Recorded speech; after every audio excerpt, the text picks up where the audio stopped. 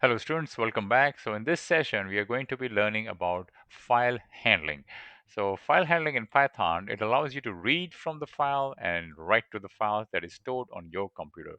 And these types of operations are needed when you're doing data storage for logging purposes and so on and so forth. So there are some file modes in Python. In other words, there are different ways you can actually open up files. So one of them is a read mode. In read mode, as the name indicates, you read a file. So this opens a file for reading and will give an error if the file does not exist for reading purposes. Then there's a W mode, which is for the writing mode.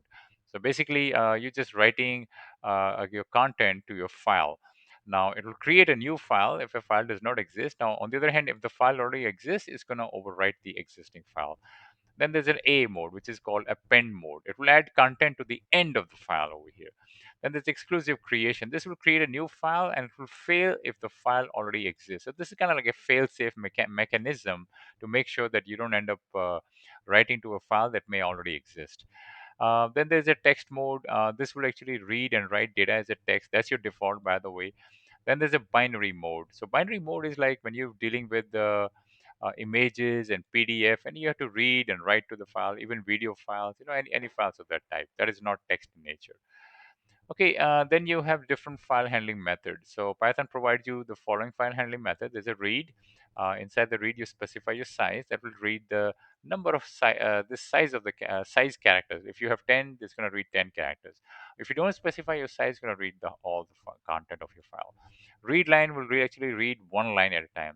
Then you have read lines with S in the end. This will read all the lines and return the content as a list. Write will actually write a string to a file. Then you have write lines with S that will write a list of strings to the file. Then you can open up the file using open and close the file using close method. Okay, so let's look at each one of these. So let's look at write first. So first, what I'm doing, I'm opening up a file right here, and I'm opening up the file in a write mode W. Then this is the message I want to write in my file, simple message.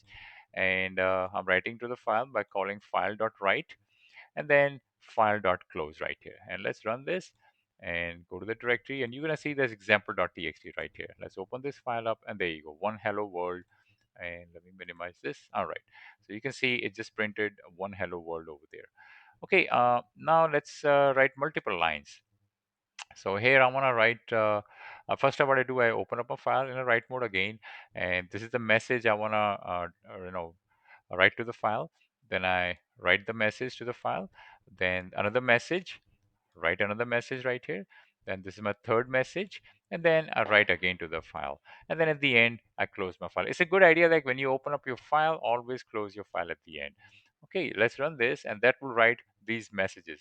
First message, second message, and third message. Now, if I open the file, you can see all three messages are being printed over there. Okay, you can also write multiple strings using a for loop. So let's say my messages are present to me in a list right here. This is a list of strings. So here I'm actually opening my file again. Okay, then I'm just iterating over my messages, and for each message I'm writing it to the file, and then I'm closing my file right here. So let's run this.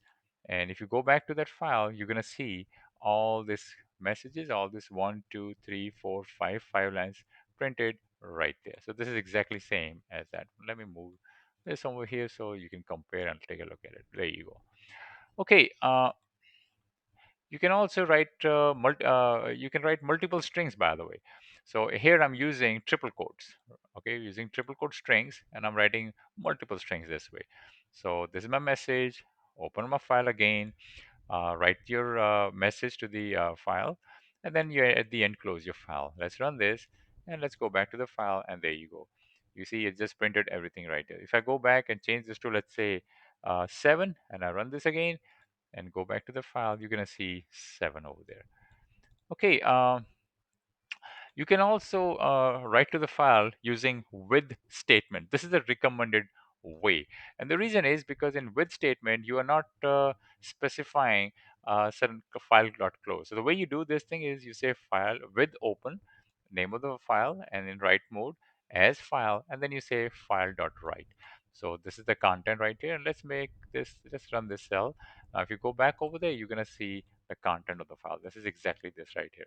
So what just happened over here was exactly same as this. The only difference is you are not explicitly specifying to close the file. The with will actually do it for you. You see over here I write file.close. I'm not doing file.close over here. So the file is automatically closed when you're using with statement. Now let's focus on the read statement. So let's read a file, and in this particular file, I'm going to read the content, all the content into a variable. So I open up a file. This time I'm opening up in a read mode R, and read the file into the variable content, and then I print my content and run this, and there you go. It printed the content of the file. Okay, I can also print, maybe I just don't want to read the whole file. I just want to read maybe first 10 characters. So I can do like this, file.read and specify 10 over here. When you run this, it's going to print first 10 characters right here. Okay, now let's go back and yeah. So now I want to read all the content of my file into a list. And sometimes you may want to write everything to a list because this gives you a little bit more control on the content of your file. So this is what I'm doing. I'm actually opening my file again, and I'm using read lines this time.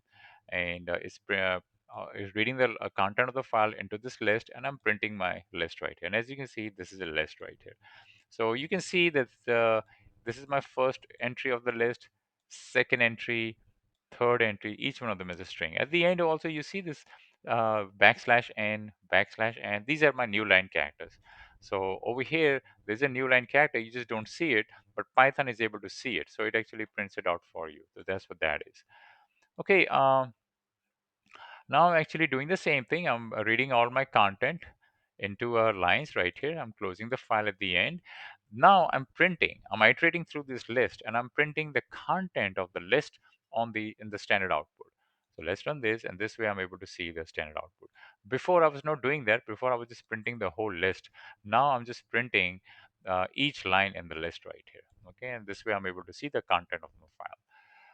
Okay, you can also read using using with statement. This is the preferred way, by the way.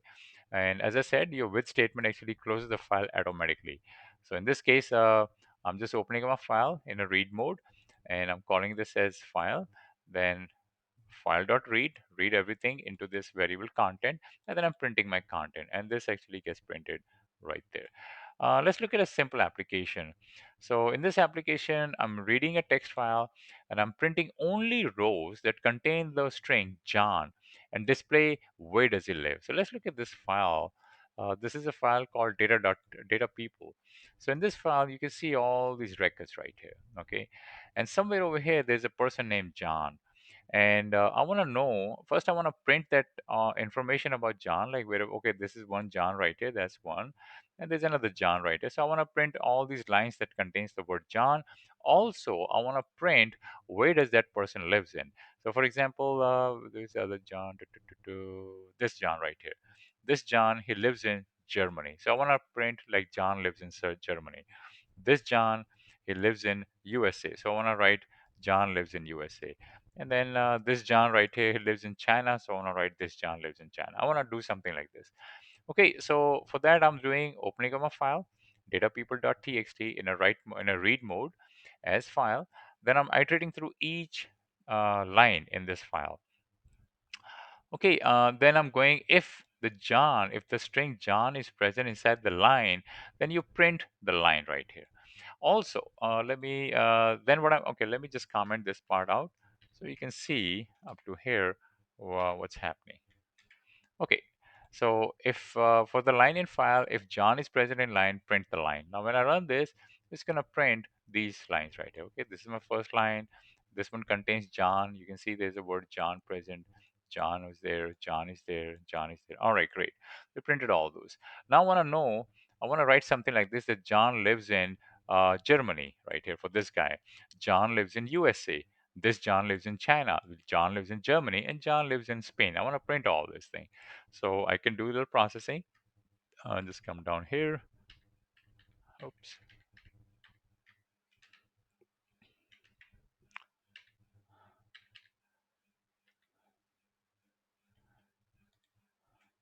All right. So what I'm doing, I'm taking my line, I'm splitting this line because this data is a comma separated. You can see every value is separated by comma right here. So I'm splitting by comma, and it's gonna get all the values gonna get stored inside my list. Then I'm reading the last entry of my list because the last entry right here is Germany, USA. That's the location where they live at. So I'm reading that, and I'm storing the answer in location. Then I'm just printing the message. John lives in, and the location right here. So when I run this, you can see that now it's printing out like this person. Okay, this is the record for that line, and John lives in Germany. Now, if you go down, this one right here, it says John lives in USA. By the way, you can see there's an extra line over here. That's because when it read the line, it actually printed a new line character too over there. So, and this print also has its own new line character. So what I'm going to do, I'm going to override that by using this right here. And let's run this again. And now you can see, okay, this is better now. And let's just do the same thing over here. Let me put end equal to this, run this line, and there you go. All right, so now you can see that extra new line has disappeared now. Okay, so John lives in Germany. For this line, John lives in USA. For this line, John lives in China, and so on and so forth. Okay, then let's look at the append method now. So append, what it does, it actually appends the content to the end of the file. So in this case, I'm opening the file example.txt in append mode, A is append mode, and I'm writing just a simple message, appending a new line, and then I'm closing the file.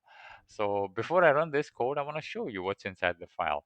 Not this thing, it's this thing. This is the content of the file right now. So after I append that line, this is going to see appending a new line. This line is going to come over here, right? Sorry, right here. You're going to see that line appear over here.